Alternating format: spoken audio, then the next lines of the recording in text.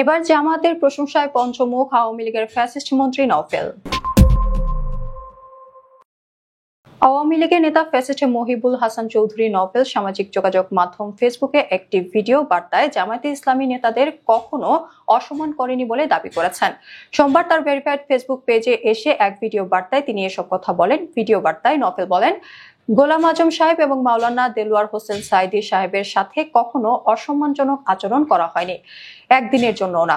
আওয়ামী লীগ সরকারের সময় অসম্মানজনক কোনো কাজ করা হয়নি। আদালত তার নিজস্ব গতিতে চলেছে, আইন তার নিজস্ব প্রক্রিয়ায় চলেছে। আইনের শাসন ছিল বলে আওয়ামী লীগ সরকার 15 বছর টিকে ছিল বলে মন্তব্য করেন তিনি। স্বীকার করেন, আওয়ামী লীগ সরকারের সময় নির্বাচন নিয়ে প্রশ্ন থাকতে পারে, সুশাসন নিয়ে প্রশ্ন থাকতে পারে, এছাড়াও আরো অনেক বিষয় নিয়ে প্রশ্ন থাকতে পারে, কিন্তু ন্যায় বিচার ছিল, বিচার বিভাগের স্বাধীনতা ছিল। আমাদের রাজনীতি সবসময় শান্তিপূর্ণ ও গণতান্ত্রিক ছিল বলে তিনি দাবি করেন। নওফেলের এমন বক্তব্য রাজনৈতিক মঞ্চে জামায়াতের প্রতি সহানুভূতির ইঙ্গিত দেয়, যা আওয়ামী লীগের মূলনীতির সঙ্গে সাংঘর্ষিক।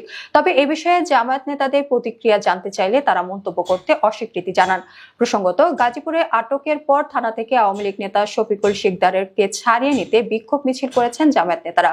একটি মামলায় সন্দেহভাজন আসামি হিসেবে পুলিশ সদর উপজেলার মির্জাপুর ইউনিয়নের 2 নম্বর ওয়ার্ড আওয়ামী লীগের সাংগঠনিক সম্পাদক শফিকুলকে আটক করে।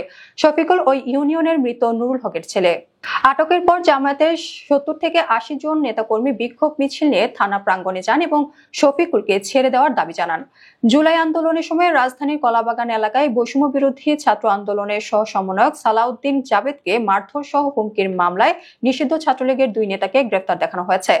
এই দুজন হলেন কলাবাগান থানার সাবেক সহ সভাপতি সাদাফ আহমেদ অনিক এবং শাহবাগ থানা ছাত্রলীগের সাবেক যুগ্ম আহ্বায়ক মোস্তফা কামাল।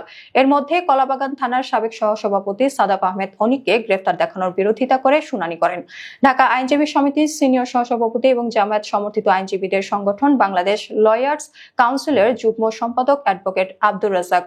বুধবার শুনানিকালে তাদের কারাগার থেকে আদালতে হাজির করা হয়। রাষ্ট্রপক্ষে অতিরিক্ত পাবলিক প্রসিকিউটর মোহাম্মদ শামসুদ্দোহা সুমন তাদের এই মামলার গ্রেফতার দেখানোর বিষয়ে শুনানি করেন। আসামি সাদাফ আহমেদ অনিককে গ্রেফতার না দেখাতে শুনানি করেন আইনজীবী আব্দুর রাজ্জাক। তিনি দাবি করেন, এই আসামির দলীয় কোনো পদপদবি নেই। শুনানি শেষে তদন্ত কর্মকর্তার আবেদনের পরিপ্রেক্ষিতে ঢাকা মেট্রোপলিটন ম্যাজিস্ট্রেট মোহাম্মদ সেফাতুল্লাহ তাদের গ্রেফতার দেখানোর আদেশ দেন। বিএনপির কেন্দ্রীয় নেতা রুহুল কুদ্দুস তালুকদার দুলু বলেছেন, ষড়যন্ত্রকারীরা ঢাকায় ডাকসু জিতেছে, কিভাবে জিতেছে এটা দেশের সবাই জানে।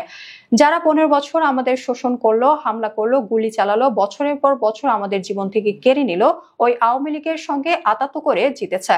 আওয়ামী লীগ আর জামায়াত মিলে এখন একাকার হয়ে গেছে। শুক্রবার বিকেলে নাটোর নলডাঙ্গা উপজেলার হলুদঘর গ্রামবাসীর আয়োজনে এক মতবিনিময় সভায় এসব কথা বলেন তিনি।